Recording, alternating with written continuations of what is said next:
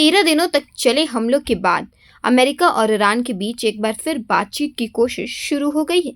पिछले 3 दिनों से दोनों देशों की तरफ से कोई नया हमला नहीं हुआ है, लेकिन क्या अब दोनों देशों के बीच शांति हो जाएगी या फिर दुनिया एक बार फिर बड़े युद्ध की ओर बढ़ रही है? आइए जानते हैं पूरी कहानी। दरअसल अमेरिकी राष्ट्रपति डोनाल्ड ट्रंप ने कहा है कि ईरान के साथ दोस्ताना माहौल में बातचीत चल रही है और उन्हें उम्मीद है कि इस बार कोई रास्ता निकल सकता है। लेकिन उन्होंने साफ चेतावनी भी दी कि अगर बातचीत नाकाम रही तो अमेरिका फिर से ईरान पर हवाई हमले शुरू करेगा। एयरफोर्स वन में पत्रकारों से बात करते हुए ट्रंप ने कहा कि फिलहाल बातचीत जारी है और अच्छे नतीजे की उम्मीद है। हालांकि उन्होंने यह भी कहा कि अगर बात नहीं बनी तो अमेरिका वही करेगा जो पहले कर रहा था, यानी सैन्य कार्रवाई। अब बात करते हैं पिछले 24 घंटे में सामने आए बड़े अपडेट्स की। पहली खबर इराक से आई है। ईरानी मीडिया का दावा है कि उत्तरी इराक के सबसे बड़े खोर मोर गैस फील्ड पर हमला हुआ है। इसके साथ ही एरबिल के पास 4 संदिग्ध ईरानी ड्रोन गिराए जाने और पश्चिमी इराक में एक अमेरिकी ड्रोन मार गिराने का भी दावा किया गया है। हालांकि इन दावों की स्वतंत्र पुष्टि अभी नहीं हुई है। दूसरी बड़ी खबर इजराइल से है। प्रधानमंत्री बेंजामिन नेतन्याहू अमेरिका पहुंच चुके हैं और आज उनकी व्हाइट हाउस में राष्ट्रपति डोनाल्ड ट्रंप से मुलाकात होगी। नेतन्याहू ने साफ कहा है कि इस बैठक का सबसे बड़ा मुद्दा ईरान होगा।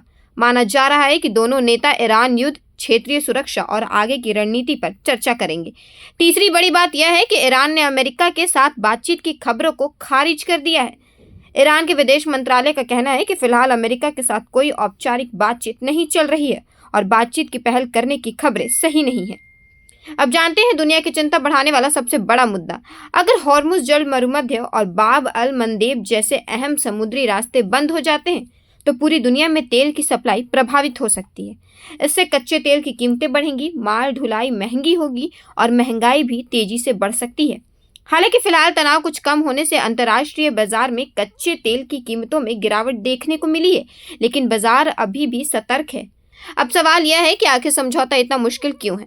सबसे पहली वजह है भरोसे की कमी। लगातार 13 दिनों तक हमले होने के बाद दोनों देशों के बीच विश्वास लगभग खत्म हो चुका है। दूसरी और सबसे बड़ी वजह है हॉर्मुज स्ट्रेट। दुनिया का बड़ा हिस्सा इसी रास्ते से तेल भेजता है। अमेरिका चाहता है कि यहाँ जहाजों की आवाजाही बिना किसी रुकावट के हो, जबकि ईरान इसे अपनी सबसे बड़ी रणनीतिक ताकत मानता है और इस पर अपना दबदबा छोड़ना नहीं चाहता। तीसरी बात यह है कि ट्रंप बातचीत के साथ साथ सैन्य दबाव भी बनाए हुए। उन्होंने साफ कहा है कि अगर समझौता नहीं हुआ तो अमेरिका फिर से हमले करेगा। इसके अलावा दोनों देशों के बीच जिस औपचारिक बातचीत की प्रक्रिया शुरू होनी थी वह अभी तक शुरू ही नहीं हो सकी, यानी फिलहाल सिर्फ माहौल बनने की कोशिश चल रही है। इस बीच ट्रंप ने एक और बड़ा बयान दिया है। उन्होंने कहा कि उनके पास कोई जल्दबाजी नहीं है। ट्रंप का दावा है कि ईरान खुद बातचीत करना चाहता है और उसने अमेरिका से बमबारी रोकने की अपील भी की थी। हालांकि ईरान ने इस दावे की पुष्टि नहीं की है। अब सबकी नजर आज होने वाली ट्रंप और नेतन्याहू की मुलाकात पर टिकी है। माना जा रहा है कि इसी बैठक के बाद यह साफ हो सकता है कि अमेरिका बातचीत का रास्ता अपनाएगा या फिर एक बार फिर सैन्य कार्रवाई की तैयारी करेगा।